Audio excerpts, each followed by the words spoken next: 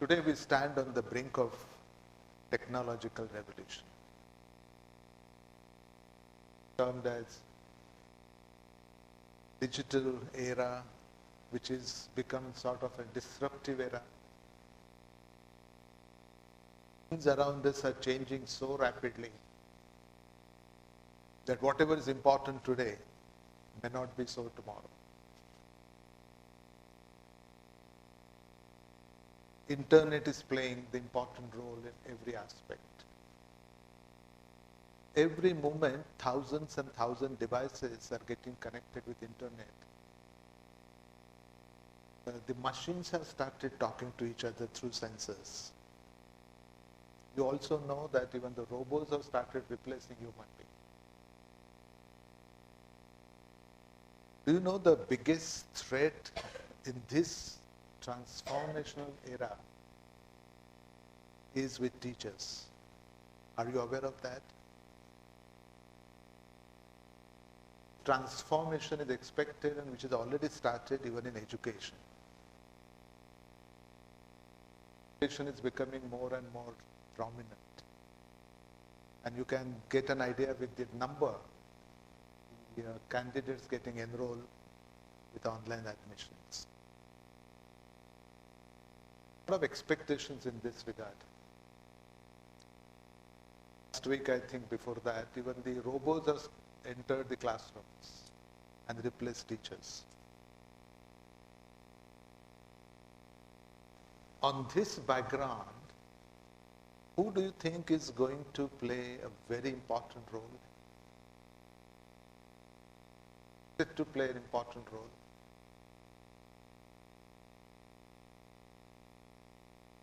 All said and done, I would say teachers. Because teaching is the only profession which creates other professions. If we do not change ourselves, if we do not inculcate those changes, the role of teacher is at stake. Those days saying that, well, I have done my job, I have covered my syllabi. Again, I would say it's a wrong term. You are not expected to cover, you are expected to uncover them. And you cannot say that the time you spend in the four walls of classroom is enough. What is expected by students today is a personalized teaching and personalized learning. You need to understand where the students stand. It's a real challenge when you are teaching in the class which are complete heterogeneity. There are some advanced learners, there are slow learners, and to take care of all of them. Integrate your technology in teaching learning process.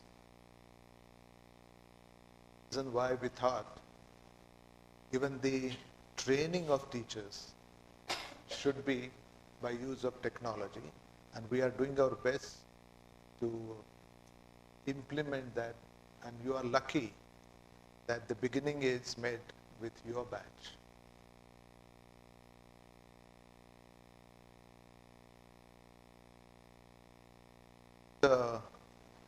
Our country needs most today.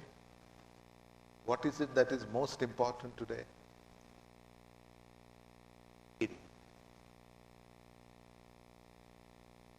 That is good governance. What is required today is good governance in every field and every way. That good governance, is this problem with the mic or it's okay? That's okay? Yes. Okay. Where do you think that good governance will come from?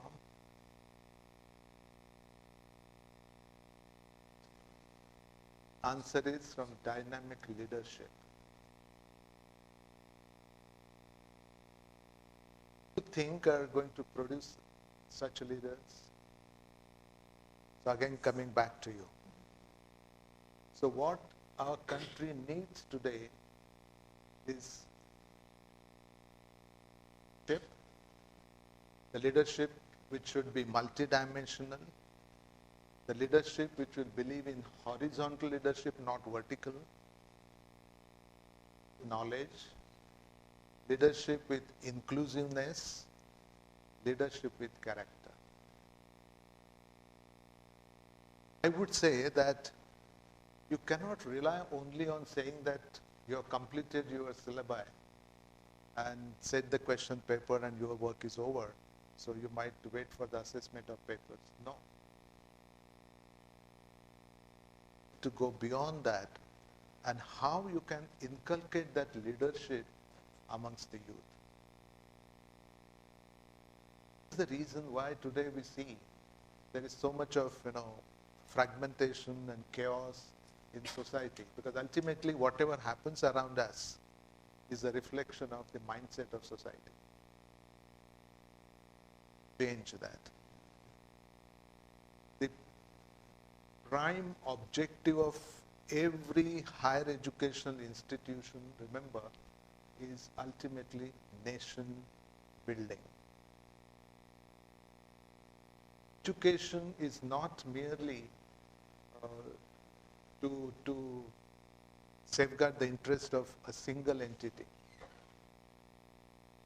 We need to teach students that whatever they are going to gain through education, they are expected to give back to society, give back to nation. As an administrator today, that leadership is required to be developed in the classroom in many ways. Do that. Not possible unless you as teachers realize the importance, and you as teachers understand how you can inculcate that leadership qualities among students. It is required. Where I think we need to make them understand, whichever class the students may be, want in life. What are their ultimate objectives? Know about that. Always try to tell young students that you need to ask 6 questions to yourself. The question is, where do you stand today?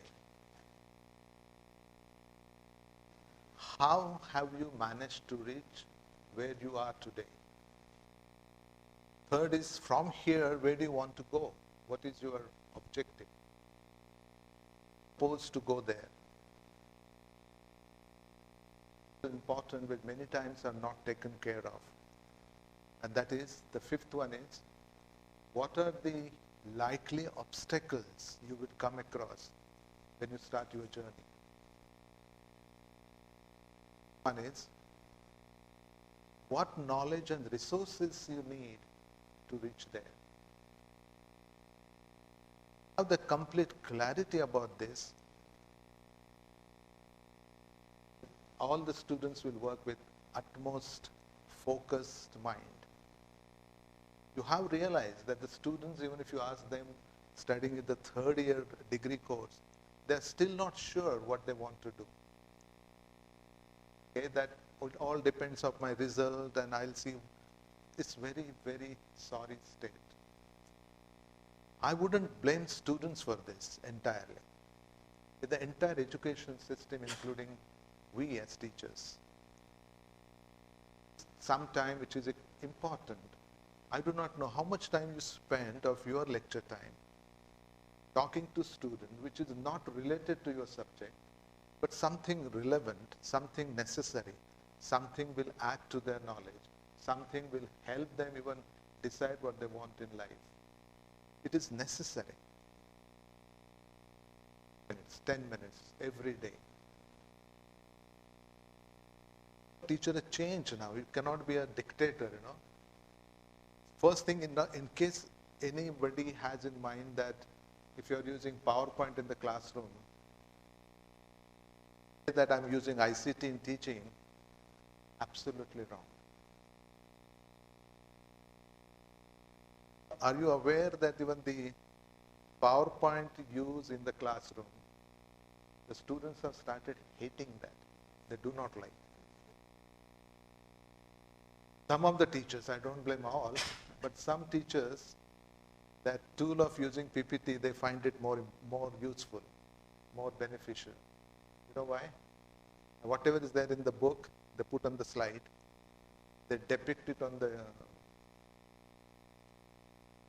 they read out from the slide, and then they tell students to copy. So the convenience for the teacher is even they don't have to remember. Board. They are more smarter than probably what we are.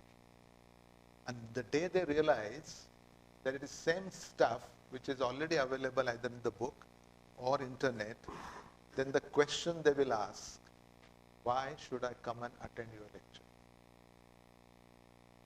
To get the same thing, or you're going to talk about the same thing which is already there, why should I waste my time traveling and attending your 50 minutes lecture? If you cannot satisfy their question, somewhere you are doing mistake. And if you continue doing the same mistake, the poor student, maybe because of certain forces, he might attend your lectures, but later he or she will curse you. Students go out and face the competition, and the students realize what is required in the outside world, which was not given to me during my stay in the college for 3 or 4 or 5 years. They will curse you. This is the challenge I think teachers have. Don't realize, then there is something wrong. With the national education policy, how many of you gone through the national education policy? Have you read it? If you don't do that, then who else? You were, in fact, even the time has gone. You were expected to go through and give your suggestions. That was on the public domain for so many days. The purpose was, give your input. If you think something is missing, something is not right, just don't do it, then I think we are doing something wrong. Cultivate, and this is what I try to focus every time when I address students or teachers, how the roles have changed. You are more as a facilitator now. If I make a statement, probably some of you might laugh, but how do you react if I say, don't teach students in the class, or stop teaching?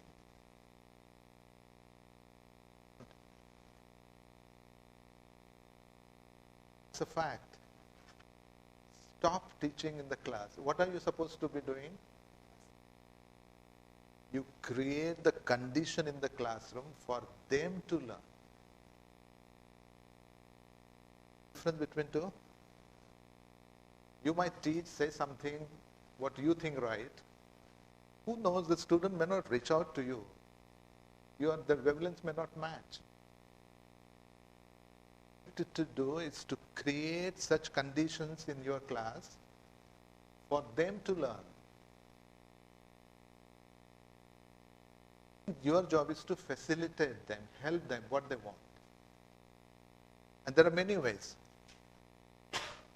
Flip the class, Pogil, there are several ways, with the pedagogical ways being used in all developed countries. It should be meaningfully used. I wouldn't say, there are some topics, even some subjects, they're still effective with chalk and talk more than technology.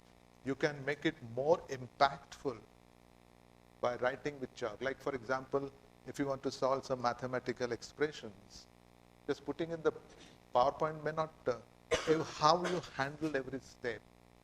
Certain sketches or drawing, how you do it on the board, accordingly the students will learn. So there is importance of chalk. Blend that with the technology also. and whatever amount of time you have in the classroom, how you can utilize that, giving maximum to the students with the help of technology. And there is a wonderful way of doing it. This is just some glimpses you have seen, how the smartboard can be used and make the lecture more interesting. Do that. You train yourself. Therefore, what is important today in every step, I feel, everywhere, not just you as teacher, training the trainers. That is the reason why you are here. Number of days you are going to spend here, and at the last day, you are expected to do the introspection. Find out, are you the same what you were on the first day? And if your answer is same, you have wasted your time and our time too. See that change in yourself. Second most important thing, not important. Sustain that momentum you have gained here. Because many times what happens, we have realized it. We are excited. We feel like doing so many things when we get to know. But as you go back to your respective colleges and start working under the same surrounding what you have been doing, then whatever you have learned, you forget to implement and go back to the same tuning. Change yourself, and do not help your colleagues to change, then I think that will be a waste of time of 3 weeks. Am I right? 3 weeks is a not small time, you know. Time is so precious. Every second is so important. And when you realize that importance, only then you will inculcate that amongst your students.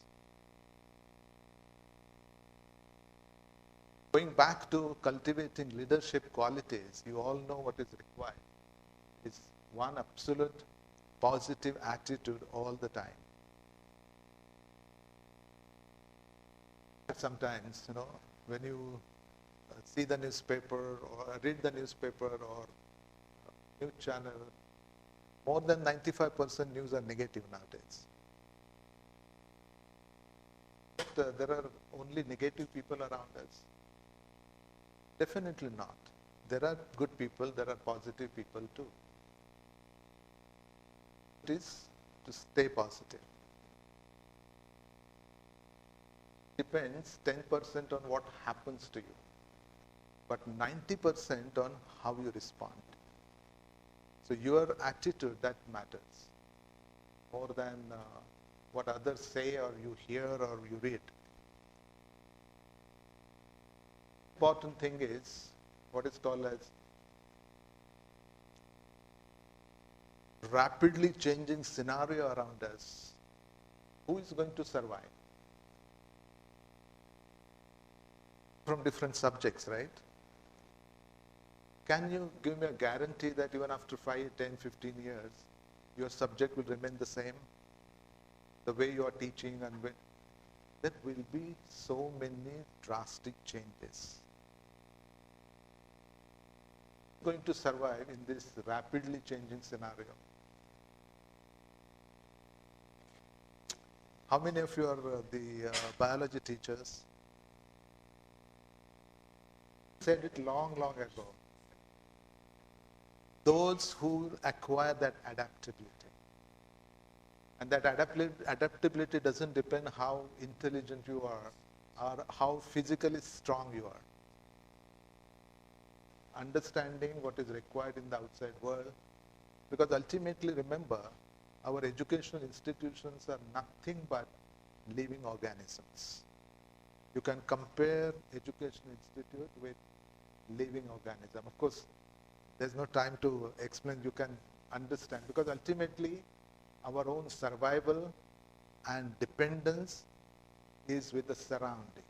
You cannot isolate us from the surrounding. Because what is educational institutions ultimately. Taking a little more time today. Because many times, I get carried away when I talk with teachers and talk with students, because teaching I'm passionate about teaching, and that is probably one thing I'm missing after getting into administration, is I'm missing my lectures. My subject probably is one of the beautiful and interesting subject under the sun. And that's one I think every teacher feels, there's nothing wrong. But mine is in true sense. and that is organic chemistry. Because our own survival and whole body is full of organic compounds, all organic reactions. Educational institute ultimately is expected to establish a dynamic equilibrium with the surrounding or with the society with respect to social, economical, and environmental perspectives. We cannot say that we are from different planets, we don't worry, because that is our job. So it is exactly like living organism. Import energy, transform, output. Same thing is expected here.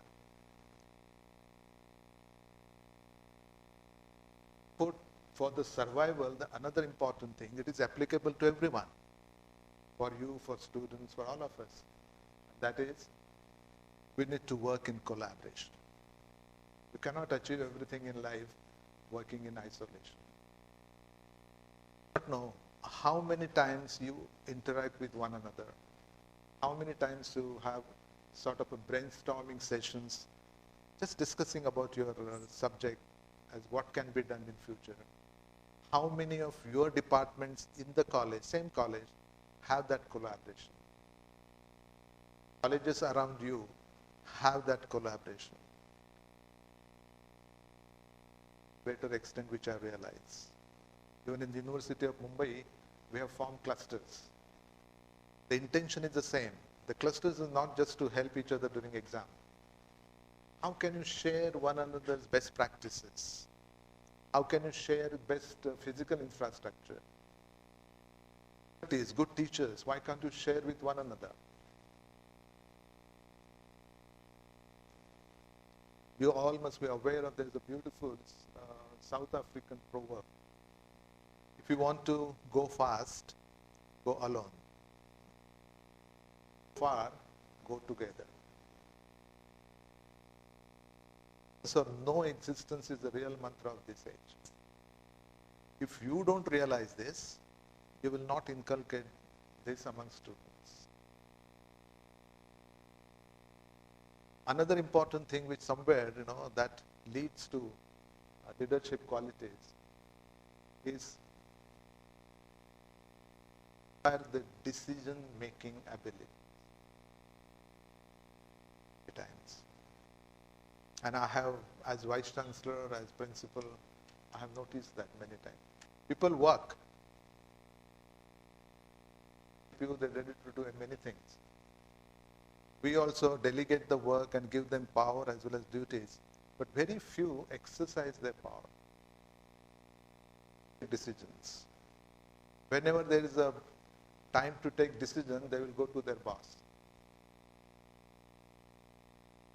They don't want to take the responsibility or face the consequences if something goes wrong. This is a problem in our society.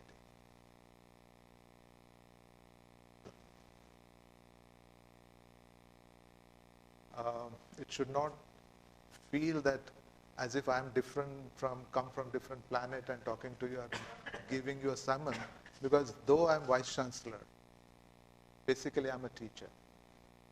I'm in this profession because I love teaching. But finally, I can tell you only one thing.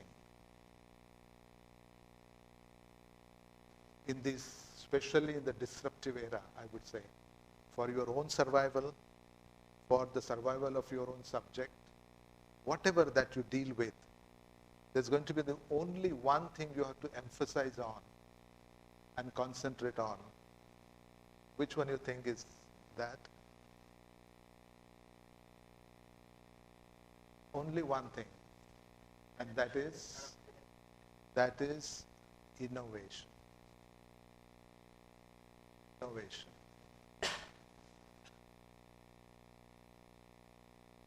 I hope you know the meaning of innovation. I don't have to. Creativity and innovation also, there's a slight difference. Creativity is about thinking. Innovation is about doing. Today, whether it is a curriculum design, whether it's a teaching learning process, whether it is evaluation, what is required is innovation, out of box thinking, something different. That the first thing you have to do first, you have to come out with that comfort zone. And you must be restless all the time. The only thing is, your restlessness should be positive restlessness. I see restlessness amongst many all the time, that is negative restlessness. You know what negative restlessness is? Things. Complaining, pointing fingers at others, as if I am good, everybody around me is bad. Positive restlessness is owning the responsibility and finding the way out. And here, that innovation, I remember one beautiful quote by Robert F. Kennedy, which motivates me too. Who look at things the way they are and ask why. We dream of things which never were and ask why not. That you need to understand.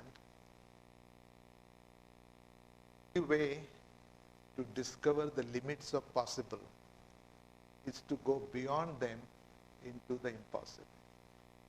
So wish you all the best. Thank you very much.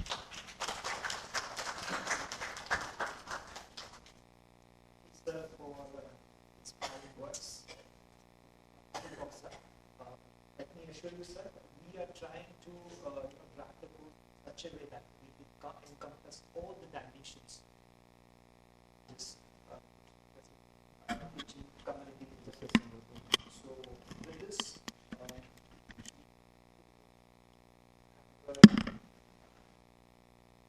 think that's it. So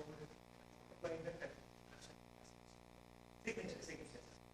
This is going to record it.